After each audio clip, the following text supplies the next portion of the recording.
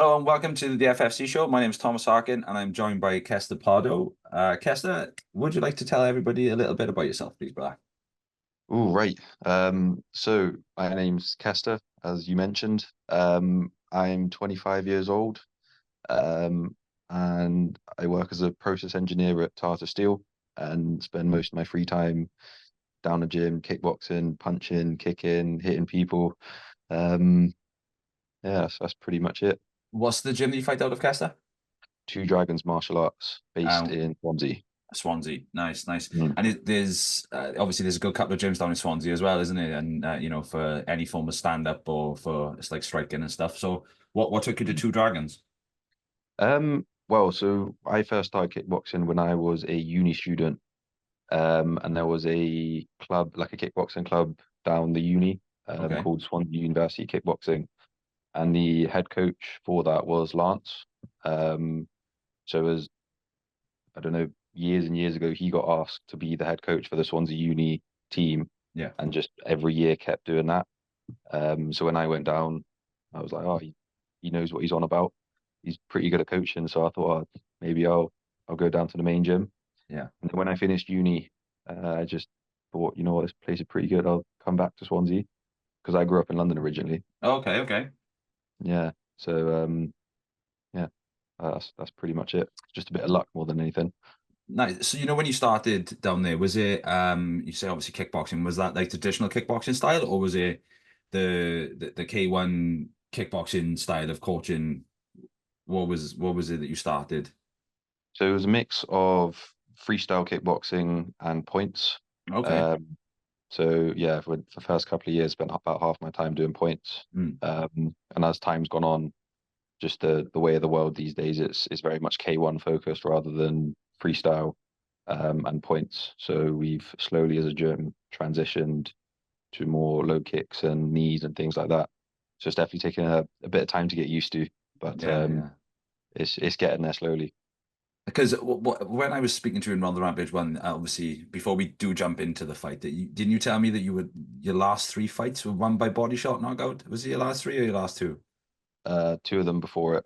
Two. So yeah, so your last three fights were won by body shot knockout. Do you think that can be equated back to the point style and the freestyle kickboxing style, or do you think that's more of like just the K1 dynamic come out? Um, Definitely, I'd say it's more towards the freestyle kickboxing, just Okay. because you can't hit the leg so much. You got Yeah. to work on your boxing a bit more. Um, like hitting the leg that we've come to realize is quite a big weapon, and it's quite tiring just throwing kicks to the body over and over. Yeah, yeah. So well, me especially, I think I've got pretty good boxing. Mm. Part of that definitely is it's quite tiring kicking to the body and the head over and over. See, that's something you never really hear. I've never really heard it in a comparison of if it's without the low kicks, you have to work your boxing. I'm not gonna say I've never thought about it, but I've never heard that comparison before. It's normally it's more of a kick heavy style, like you said. It's more body kicks, head kicks, that type of stuff. I never looked at it with using more boxing style. It depends how flexible you are, because Mm. I'm all right now, but when I started, especially, I really did struggle with flexibility. It took me quite a while to be able to get my kicks up, and even now, I'm comfortable kicking to the head and things like Yeah. that. But it comes easier to other people than it does to me. Okay, I get Um, you. and especially when you're in the ring, you don't. It's quite draining just throwing kicks over and over, especially Yeah, if you got your leg nice and high. yeah. And then the thing is as well, you fight without shins on, and me and your van touched on this. Like people don't understand. People think, oh, because MMA they don't wear shin pads. Like when you cross over to K1 and you're not wearing shin pads and you're getting kicked in the arms, the body, the leg, and it's just consistent. It does drain you, and because it does obviously just that little bit of form does help a little bit, sometimes, but yeah, it can add the extra toll and the gas tank, can't it? Yeah. Also, you got to with the shin pads on, especially if you've got nice big ones, you can just throw kicks in however you like Yeah, because and it doesn't matter. The shins will protect you, but yeah, and you can without check it, every kick thrown at you as well with those big leather ones on, can't you? yeah. But Yeah. when you're shinless, it's like I'll think about it a bit more just in case. It's like I'd rather take one by you than check that one. Yeah, exactly. So put the leg out and just throw it hope out you. there. Just go for it. Yeah. So you said about just now, obviously with your job and training. So what's your typical day like? Looking like obviously coming into. You said to me yesterday that you're into camp now, and obviously Mm. because you're fighting. We haven't even said yet, but you're fighting Jovan Majstorovic on Rhondda Rampage 2 in a tournament. So what with work? How's training going? How are you feeling? How are you finding it? I've been in my job in for a bit over a year now. So I've got myself into a nice little routine. So we have training days, Monday, Wednesday, Friday. Saturdays we have a fighters class. And then Thursdays and Sundays I'll do a bit of my own stuff, whether it's kickboxing or conditioning or stuff like that. Nice, nice. Do Um, you venture anywhere? Obviously, as we said just now about Swansea having quite a few gyms. Do you ever venture anywhere else and do any cross training or anything like that? Not really. Probably should a little bit, just Mm. because it's nice to try new people. So I've been to a couple of other gyms and tried them out, but I have everything I need at my gym. Um, so at the moment at least, I don't feel I need to do a whole lot. There's a really good gym in Port Talbot, run by one of the England national coaches, that I pop into occasionally, Okay. WKO. That's quite a good place and it's got some very good fighters training out of there as well. Nice, nice, nice. Because So yeah, one of the that'd be the other place I'd go to if I was going to go anywhere. that would be the other But place. I've got my nice routine now. Yeah, yeah, I got you, man. That's the thing as well, isn't it? It's like when you're comfortable and you know that it's like that saying, if it's not broke, don't fix it. Yeah. You're on a fight win streak. You're clearly doing what's right. You're clearly doing what's needed. In all honesty, you're fucking dominating in the ring. We see that. So yeah, I get what you're saying. Obviously, the only thing, like you said as well, there's just the mix up in it. It's like the mix up of different Mhm. bodies and different approaches and stuff. Because that's one of the best things about martial arts. Like from my side, I see it as a community. I don't see it Mm. as unless we're fighting against like you're fighting against a team or whatever. It's a bit different, but otherwise it's just a community and everyone's just trying to like absorb as much as they possibly can from everybody else. And that's one of the things that has changed now. That has really shone through in the last couple of years that you see is that you see these gyms opening their doors and having new guys come from different places or cross training across. It's the same as interclubs. Interclubs Mhm. have become such a big part now of your gyms, and you'll know, like there'll be like Celtic Pride, for example. You got KGB, like that they'll always have an interclub, even though they run a show as well. That there's always that extra option of getting Mm. better as well. And I think that coming through now it is a lot different to what it was 10 years ago, and I think that it's within the UK, within South Wales. I think it has grown, and I think the scene, and I think being part of it like yourself now, I think that as it's going to bring as much attention to what's capable, and it brings as much attention to what you guys are capable of doing. Because to refer back to your fight on the Rampage 1, like I'll be honest, it was you fought Tay before, you said, wasn't it? Wasn't it? It was in a competition. Yeah, about a year before or so. It was Yeah, a mat fight, so it wasn't in a ring or anything. yeah, it was a MAC competition, wasn't it? And okay, run us through that one then. So run us through what happened in that first one. You're going back a bit of time now. Yeah, so I don't know how many of your listeners have been to like day competition. So it's not full contact, it's light contact. Hmm. So it's light contact, freestyle kickboxing rules. So the aim isn't quite to knock them out, it's about scoring points and hitting the other person more than you get hit in essence. Yes.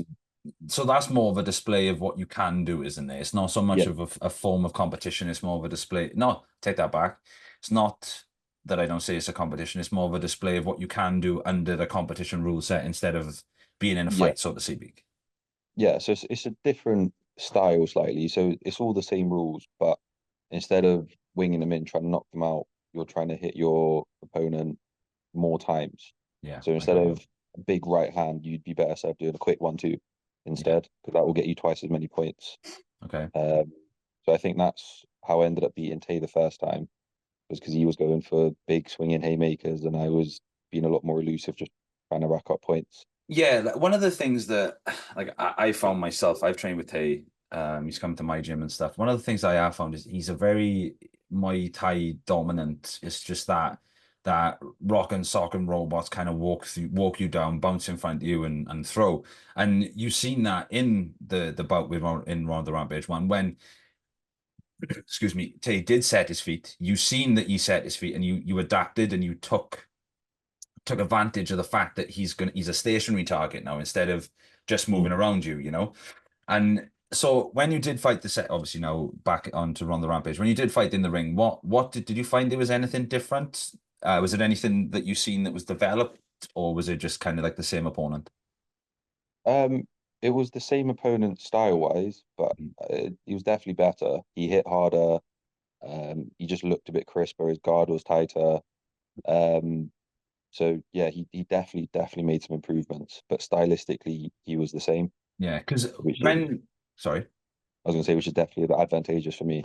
yeah, because when we matched that fight originally, right, like we knew, like with Kay with that sorry, with Tay with the with the Thai style, like when we knew when we watched you both walk in and you standing across from each other, we knew that it was gonna be one of those ones that you're gonna kind of meet in the middle. And because obviously Tay is he's very vocal and he said about it, he's really looking forward to the fight and so on so on so on, so we knew it was going to be one of those ones. And it definitely did live up to what we were expecting. I be honest, I wasn't expecting it to be over as fast. I will be totally completely honest with you. I was expecting it to. I had a bit of I had a thought it was going to be like a 3-round war. I thought it was like being the because you guys are the first ones to fight without Shin. Yeah, you were you before On that night, Daryl? yeah, Yeah, you were, yeah, wasn't you? Dan was after us. Yeah, so because you guys are the first ones, I was like, I cannot wait for this. Like, I made sure to get out to watch this one. Like, we made sure that's why the card was built the way it was, Nice. so me and Liam could take advantage, and me and Liam could watch the fights as well. But like I said, I thought that was a great display of what you were, what you were capable of doing. And I think your body work, touching back to what you said, is definitely something that you can take going forward. So looking around the Rampage 2 now. So we've got Jovan Majstorovic in front of you. Obviously, as we said, it's a tournament. We're looking at, we're looking at 6 men potentially. At the moment, we're still at 4, but we're looking at a tournament style. So with Jovan, Jovan was supposed to fight in the first one, but his opponent pulled out, so Jovan obviously didn't. But Jovan did fight on Kedro's Academy last weekend. And Jovan, 3 rounds. Basically, Jovan, considering he's a striker, he just went the jiu-jitsu route and wrestled for the 3 rounds. Now, have you looked at Jovan at all, or is it anything that because I'm not gonna try and push it, but obviously coming down from GB top team, it's a bit of a mission. He's coming down to try and fight you in, I'm not going to say your own backyard because obviously we're not Swansea, but try and fight you in, within South Wales. So what does it feel like? And is there anything that you've known that you've taken from Jovan, or have you watched any of his fights or anything? I've watched a couple of his fights, but not all of them and not in a lot of detail, mostly because maybe towards the time I'd build a bit of a game plan, but Okay. at least for now, it wouldn't really change anything from what I do training wise. Yeah, I got you. So yeah, as of yet, I haven't seen much point. That's fair. That's one of those answers that a lot of people take, isn't it? There's 2 ways of looking at it. There's one, like the Dustin Poirier way, where it's just kind of like what you just said, you just go with it, get a bit closer, and whatever happens. The game plan is there. Or you've got like that other way of constant, like meticulously, watching tape. But there's so many people, like John Jones says, he's got a black belt in watching tape. And Mm. now, one of the things that I'd say, the watching tape doesn't benefit for this fight at the moment is because Jovan hasn't got a lot of K1 bouts out there, online. It's just his MMA fights. Now, we all know fighting K1 to MMA is a lot different anyway.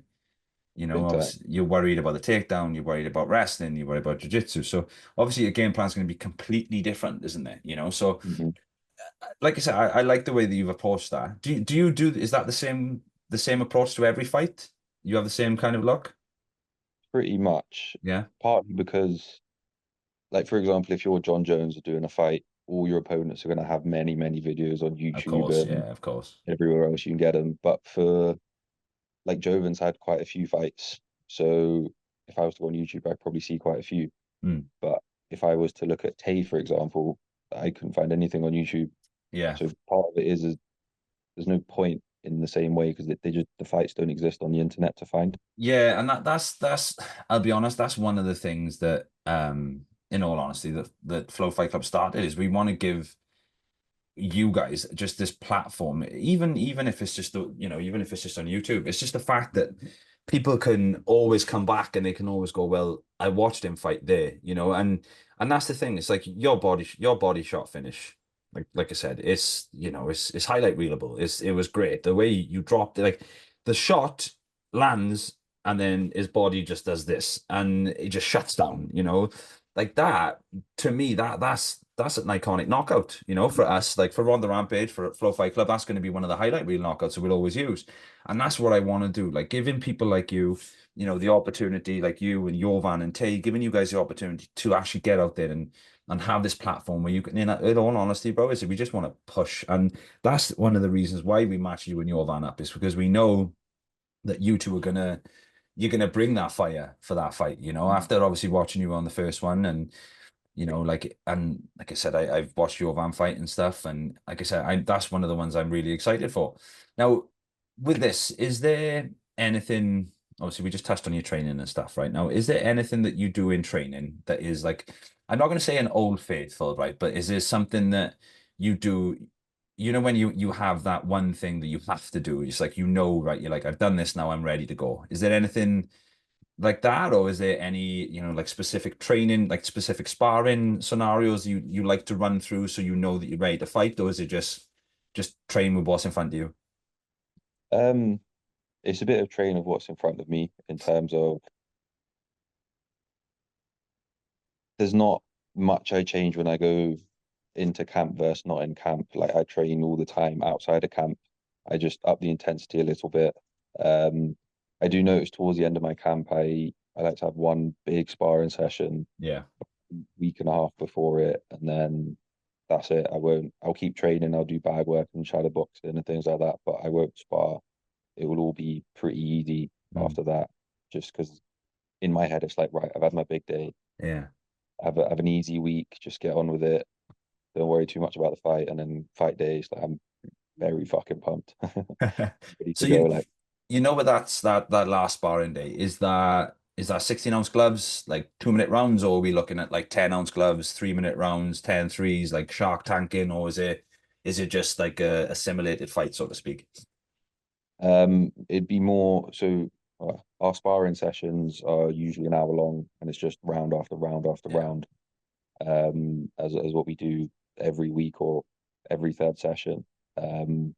So when it comes to sparring, I'll just push myself a little bit more. Mm. So I'll just keep finding all the good people in the gym, just go one after the other, all in 16-ounce gloves. So we're not trying to take each other's heads off. We're still working together, if that makes Yeah, sense. yeah, I get you. Yeah, because obviously, as much as I want the training to be about me, it's still got to be about everyone else as well. And And that's I, one of the things you just said, but it is something that a lot of people don't see from the outside, is even though combat sports are a very individual kind of expression of art, it's not. Like your mm, team is around you from the minute you wake up until the minute you don't need them anymore, especially on fight day, especially in fight week, especially, like I coach myself and I have, like weight cuts. I bet you've been there for a weight cut. I bet you've watched weight cuts. I bet. And the coach, I'm not going to say every coach, but a lot of coaches, they're there with them. They're sitting in the sauna, or they're sitting in doing this or doing that. And I think that's something behind closed doors that a lot of people don't see. And I think that's mm, something that needs to be highlighted more, that even though martial arts is a very, selfish looking sport from the outside, it's very team orientated from the inside. hmm yeah. Ironically, I used to play football, and as that's a team sport, it felt less team sporty than fighting does. Yeah. Yeah. And Weird one of the that reasons sounds. why I'd say that is because, to me, I think that you break yourself, though that third session that you said about is your sparring session. So for us, it's pretty much every Friday, same as you, right? Mhm. Now, I think that the reason why you have those sparring sessions or those good training sessions, and the reason why people develop into like not so much a team but into more of a family is because when you're sparring, you get broken down to your absolute most vulnerable position, don't you? You know what I mean? Mhm. Especially when you're going against somebody who's 10 fights in and you're making your debut in 3 weeks, and this person is literally just toying with you. You're at your most vulnerable point. And I found and I believe that within gyms and within combat sports, that the reason why people get more comfortable speaking within a team or building a team is because you feel that everyone is being vulnerable, and it's not just like, oh, he's the captain or he's the manager, so you can't say this or you can't say that to this person. Like, I feel that everyone has been broken down before, so everyone understands where everyone starts from. You know what I mean? Yeah, it's a very humbling experience starting or any martial art really. Yeah. Going and just getting someone's taking a piss, just punching your face over, and it was like, Yeah. what is going on? Yeah, and it's that walking through the door, isn't it? Like, I remember like the first time ever walking into the gym, and it's an overwhelming emotional sense, like, because you can smell, as silly as this sounds, but you can smell it, you can hear it, you can, you can feel it, and then in your head you've already got a misconception of what the gym's going to be like. 99% of the time you think everyone's going to be this bell end who's there to beat you up, but everybody else, is completely wrong. It's everyone's there just to Yeah. learn and stuff. Mm. But Yeah, no, I so, completely agree. and that's one of the best things with it, isn't it? Is the fact that you can just do it, like, Yeah, you know. everyone's so nice, so friendly. You look at them like you look really scary, and you've got tattoos on your neck and a bald head and blah blah blah. Yeah. No, you're actually really nice. Yeah, and then there's the flip side of the 5'5" person with the glasses, the long hair, the absolute looks like a Yeah, little like a little geek or something, and the next thing you know, then they get you back and you're waking up and you're staring at the sky and you don't even know what happened. Like, yeah, no, definitely.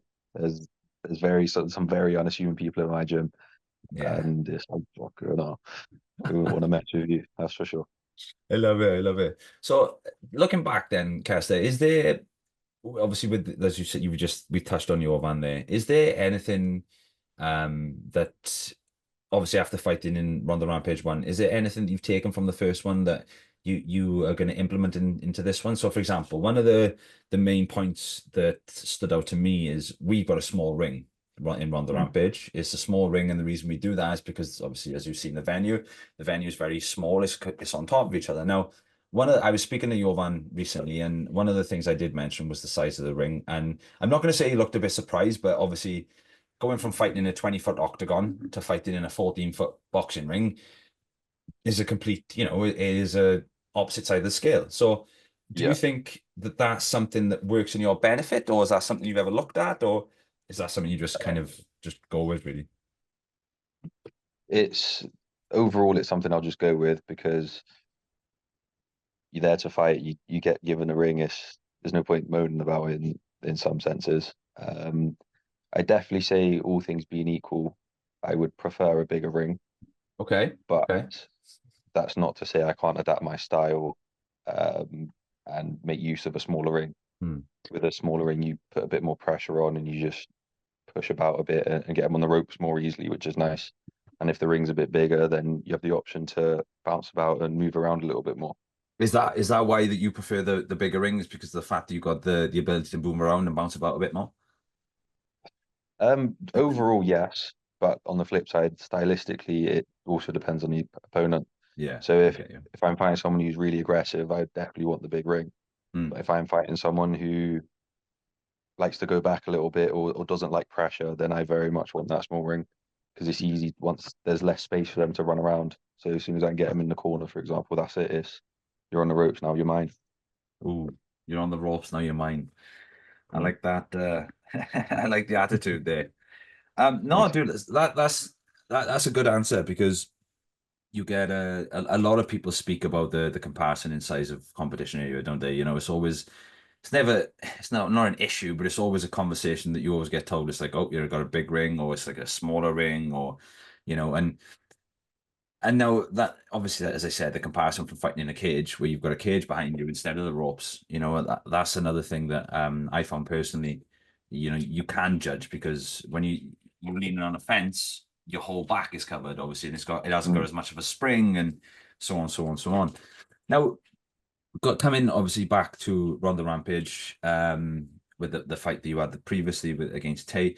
Now, with this one against Jovan, being later on into the card and fighting again with the Bayesian, what's your thoughts as in comparison to wearing the shin pads to obviously not wearing the shin pads? I know we touched on it earlier with taking the big Mm. kicks and taking the, taking the checks and so on, so on, so on. But is it anything else that stands out to you that as a benefit of not wearing them, or is it anything that you use in your game plan that helps you when you're not wearing the shin pads, like this rule set? That is it anything that you can do to work for you, like? Um, don't know. If you are trying to give. The only fight I've had without shin pads was against Tay, and I didn't really get to experience much in Mm, 30 seconds or 40 seconds, whatever it was. So it's hard to say. It definitely hurt me less kicking without the shins than I thought it would. I was a okay. bit apprehensive before doing it because I was like, oh, fucking might hurt a bit here. But when you're in the ring and it was completely fine, I woke up the next day and there's no lumps or anything, so it was sound.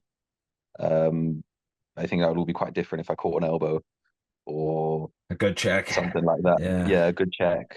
Then I'd probably feel a bit differently. Um, but I think I just need to have another fight, and if me and Joven can have a good couple of rounds, then I'll be able to tell you after that what it's like, the difference. I like it. I like it. So with this then, obviously, you're predominantly K1 K1 athlete. Is there anything, do you do any other martial arts? Do you cross over into anything else, or is it just purely striking? It's just purely striking. I've dabbled in bits of wrestling and jiu-jitsu, and if time would allow, I would like to do it a bit more. Hmm. But training 5, 6 days a week, um, plus working and Yeah, wanting to do other things out of martial arts sometimes. of Like course. a lot of my mates don't live in Swansea now because at the end of uni they all moved away. Yeah, My family doesn't live here, so if I want to see anyone, I've got mates in Swansea as well. But if I want to see my uni mates or my family or the mates I grew up with back home, I've got to travel a good couple of hours to see anyone. yeah, Um, so yeah, unfortunately, time doesn't quite allow as much as I would like. yeah. I get you, and I bet that's hard then because you've got, as you said, you've touched on the rest and you touched on the jiu-jitsu. Was when you were cross training, was MMA ever a path that you thought you could go down, or? Um, it's something I'd consider. My wrestling definitely needs a bit of work, and so does my jiu-jitsu. So I think I'm a bit of a way off being able to compete in one of them. I would like to have one day. Yeah, Um, but at least for where I'm sitting now, kickboxing I enjoy it, I'm good at it. Um, and at the moment, I don't have any interest in changing. Hmm. It's not to say in a year or two's time, things might be a bit different, but Yeah. I'd like to win some belts and some titles with kickboxing first before I make any kind of transition. No, I like the way you've looked at that as well. That's quite, you haven't put too much pressure on yourself to do what I'm not going to say is the norm, but you haven't put too much pressure on yourself to do something else. You're happy just concentrating on what you're doing right now, which I think is a great approach, especially for, going in, especially being the weight class you are as well. Like anything in the 80 region, you're always going to be up against big dudes. It's never going to Mm. be, you never. I'm not going to say you'll ever have an easy fight, but it's not like anyone's small in that range, is there? You know what I mean? No. Everyone's about 5'11" to 6 foot, and everyone cuts down from 80 odd kilo down to 80 to 83, and so on, so Mm. on. But no, I like the way you looked at that, dude. Now, Yeah. so going into obviously coming into Run the Rampage 2, we're 5 weeks out now, so we've got we've got quite a bit of time before we do start. Now, from the first one, just a couple of questions. Was there, being in the venue, because obviously it's the same venue as we fought in, was that a factor? Did you find that being in a smaller venue, did that aid, or did it help, or did it, or was it just kind of like whatever happens, really? I'm just here to fight, like. It's just whatever happens, I'm here to fight. I've played sport all my life, Yeah. different sports. I've played football pitches, I've played table tennis, I've swam, I've like been in all different sporting scenarios or events that it's all like secondary to me now. Oh, nice. Um, so I've had plenty of kickboxing mat fights as well. Yeah. And they're always loads of people and you got to wait ages and it's all a bit poorly run. So definitely used to just drowning out the noise and just doing what I'm there to do. That's always good because I've been in shows myself where, I know we had I think it was one or two changes on the Rhondda Rampage one where we moved things around, but like I remember myself, I was supposed to fight third, I think, in the evening. I ended up fighting co-main event. You start getting warm, you start warming up, and then they're like, oh, actually, we're gonna have to push you back, and you're sitting there, and I think those are the little tests that kind of help you as a fighter. Do you know what I mean? I think they are the things that help you prove. Because you mentioned there that you've done you've done every like pretty much every other sport you can go down to now. Now this is a question that I ask you, Ovan, right? Now, the reason I ask you this question is because it's been quite a popular conversation within me in the gym and stuff of late, right? Now, do you think, obviously being an active fighter yourself, and do you think that hobbyists, so what I mean by that is just people just training striking with no aspiration to fight, do you think that they're able sorry, do you think that they'll be able to take their game to the next level unless they compete, or do you think that they will kind of arc off and just stay around the, can't really get much better than what you are region? Um, yeah, I definitely think if you're not gonna fight, I get it. There's a lot of reasons why you wouldn't fight. I can Of course. completely understand it. But if that is the case, you are gonna have to accept that you're never gonna be as good as you can be, just because fighting it humbles you, it makes you realize the things you're not good at because you're not when you're sparring, you're not trying to knock the other person out. I'd like to think you shouldn't be. Um, you are there to learn and to play and to enjoy it and push yourself, yes, but be able to go home without a concussion and broken ribs and legs and things like that. Um, Now that's not to say you can't get far and be pretty damn good by just training and just sparring, but you will always be less good than you can be unless you do have at least a couple of fights. Yeah. Because part of the conversation comes to in comparison with jiu-jitsu. Because in jiu-jitsu you can grapple, and I'm not going to say you can grapple at 100%, but you can go for it, Go can't for you? You know. Yeah. Now, in sparring, I don't think you can do the same because, as you just said, I think with concussion and CT, and then not just that, bro, but like even just taking like leg kicks, it It's could not fuck nice. your week up. Like, do you know, Yeah. do you know You're what I limping mean? into work and all. It's Yeah. like you can, but you won't do it for very long because it's Yeah. not very fun. Yeah, and that was one of the things I wanted to get. I'll be honest, I want to get every fighter's opinion on this. And just because, as I said, it's something that I find that, like, no offense to anybody who just does it as a hobby, no offense at all, but I always found that, like, you hit a certain level to get to level 10, level 15, level 20. I always found that it's the same as football. You play every Sunday, you play every Sunday to test where you are. That's what it is, isn't it?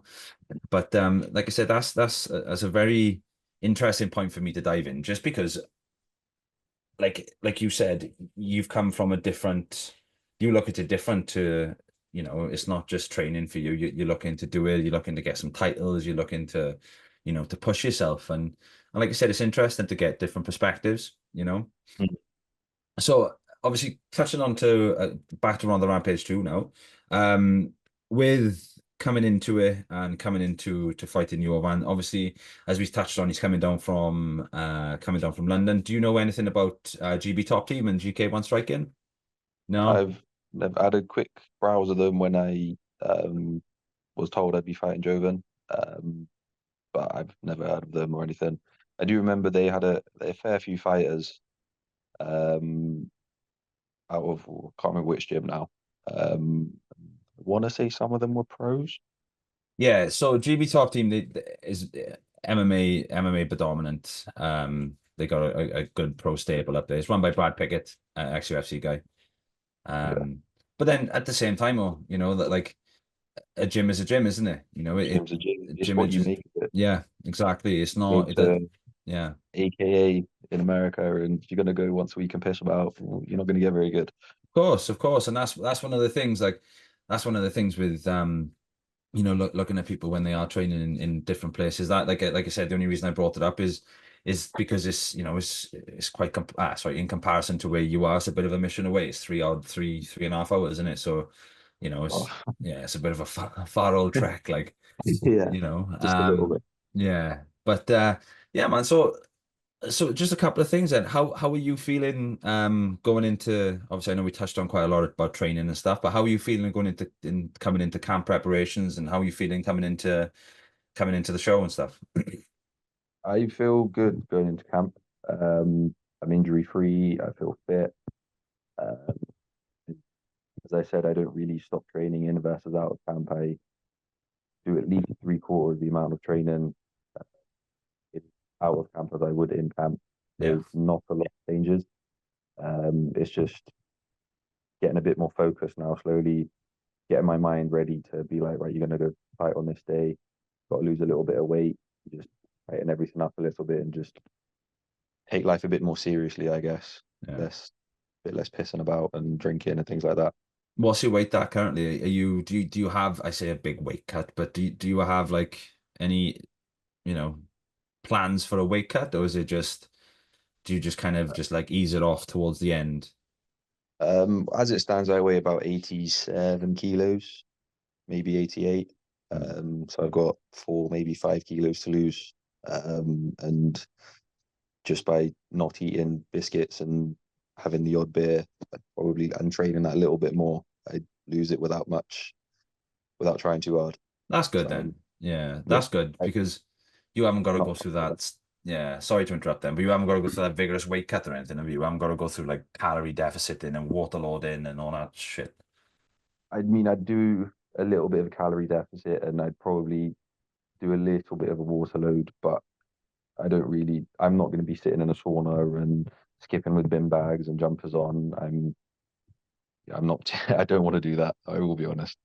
I couldn't be asked. Oh, dude, that was our Yeah. jury for the last one. That was what we were doing Yeah. the night before, and then, well, yeah, the night before and on the day, just to make sure we made the weight, obviously. But yeah, that was never It's got to fun. be done. Oh, Yeah. bro, never fun them was on. You know, they never good. Now, so just to tie this up now and kind of finish us off. So coming into Rhondda Rampage 2, obviously August 25th. Now, is there anything that you feel that, sorry, is there anything that you feel that is going to be, I don't know, is there anything that anyone needs to watch out for specifically when they watch you fight? Is there anything you're going to be bringing to the table that's going to be different? I say different to your last dominant performance, but is it going to be anything that the crowd want to watch out for?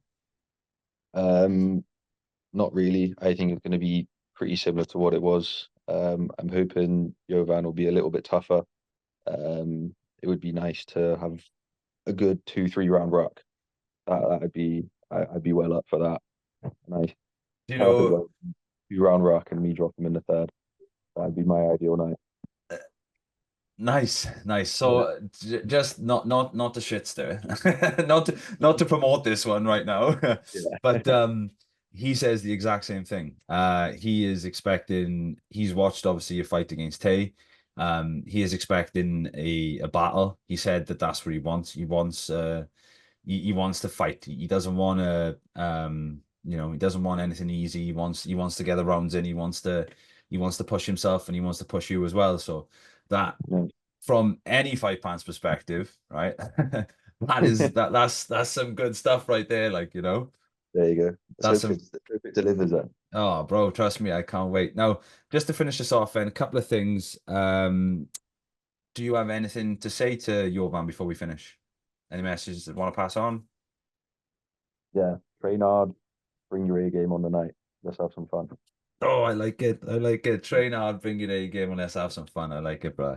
No, Kester, Um, thanks very much, bro. I really appreciate you jumping on and sorting this out for me. But just before we go, if you tell everybody where to find you, and if you wanted to say any special thanks to anybody that's helped you along your martial arts journey, please, more than welcome to do that. And if there's any sponsors as well, if you want to give them a shout out.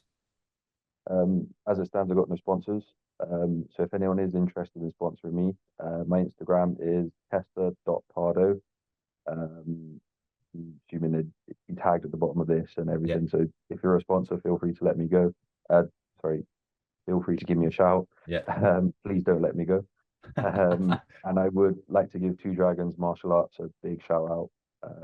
That place is really, really awesome. And if you are in or around the Swansea area, um, I would highly, highly recommend it. It is awesome if you're a family and you want your kids to get started in a nice martial arts journey through everything. If you just want to have a bit of fitness and a bit of fun, it's a lovely community atmosphere. And if you want to fight, there's amazing coaches, ex-world champions there, hopefully future world champions in myself and some of the other boys at the gym. So definitely, definitely check out Two Dragons Martial Arts in the middle of Swansea. I think the way you've just said that now, I think that should definitely bring some people down just because of the way that it sounds like it's a very, family oriented gym, and it's very open, and that's the type of place that people want to go, especially now. And it seems to be that, especially from when I met you and your coaches, it seems to be that you're all for everybody. It's not the, oh yeah, we're just here for this one person. You're all there for everybody else, and that's the stuff that, that brings people in. That's the stuff that you want. It really is awesome. It's really friendly. Um, no one's horrible. Everyone's lovely. If you want to fight, that's amazing. You'll be pushed to fight. There's fight training. There's extra sessions if you want to do them. The fighters will push you and they will get you good. And on the flip side, if you don't want to do it, it's a great place to go and learn and just get good at kickboxing. As I said, everyone's really friendly. There's loads of kids classes and instructors who are awesome with kids. There's ladies only classes if you just want to go and have a bit of practice and have some fun, but you don't want to get too involved in the fighting or anything like that. If that doesn't interest you, that's fine. It's really, really good place to go. Honestly, best gym in the world. See, now the passion that you carry there, it does stem back, and it's evident to you, to obviously your gym, your coaching staff. Now, one thing I do want to touch on before we go. So obviously you mentioned your head coach there. Mm, Obviously I'm not going to say the driving force behind you, but he's obviously had an impact in where you're going, and put a road in front of you, mm.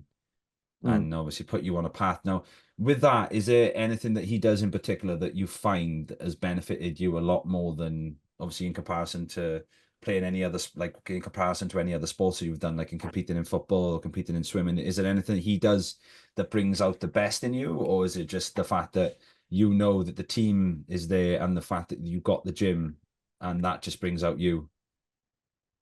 I'd say part of it is age. As I've got older, I don't know, I played football when I was a kid and did all the other things, and it was just a bit of fun. Not that I didn't care, but didn't want to be as serious. Yeah. And as time's gone on and I got a bit older, it's like, oh, I actually want to be pretty good at kickboxing. Maybe I'll take it seriously. Um, and it definitely helped that not just the coaching stuff, but the people are lovely. So going into the gym, it's like, oh, hi mate, you're right. How's it going? You want to speak to everyone and you hope everyone's doing well. But no, definitely with the coaching, there's some amazing, amazing coaches, not just the head coach. There's a plethora of assistant coaches who are all awesome as well. Um, but Lance, he's really good at with fighters, especially, or with everyone. He's really good at pushing them. But with, I can speak for myself. He knows how to get me to work on the days that I don't want to, and to motivate me when sometimes I'm not that interested, or when I am doing really well. It's like he knows how to keep it going, basically. Yeah. So I'm always learning. I'm always trying new things. I'm always training. I'm always motivated, um, which makes a big, big difference. Yeah, dude, that sounds pretty much exactly what every martial arts student should have. And it sounds that he definitely brings that out in you. And yeah, that's great. I think we'll leave it there now, brother. I think you kind of you've hit the nail on the head as well, man. And it's great to hear what, what Two Dragons has done for you as well, because like you said, just having the opportunity to come out and develop into a better martial artist, a better combat athlete, and yeah, man, like I said, that was Kester. Thanks very much for joining me today. I really appreciate it. And like, is there anything you want? Last final words? Anything you want to say? I, I'm all good. Awesome. August 25th, Rhondda Rampage 2. Kester Pardoe versus Jovan Majstorovic for the 83 kilo tournament in K1 in FFC. Look forward to seeing you here. Tickets available on Boxed as well. Awesome, guys. Thanks very much.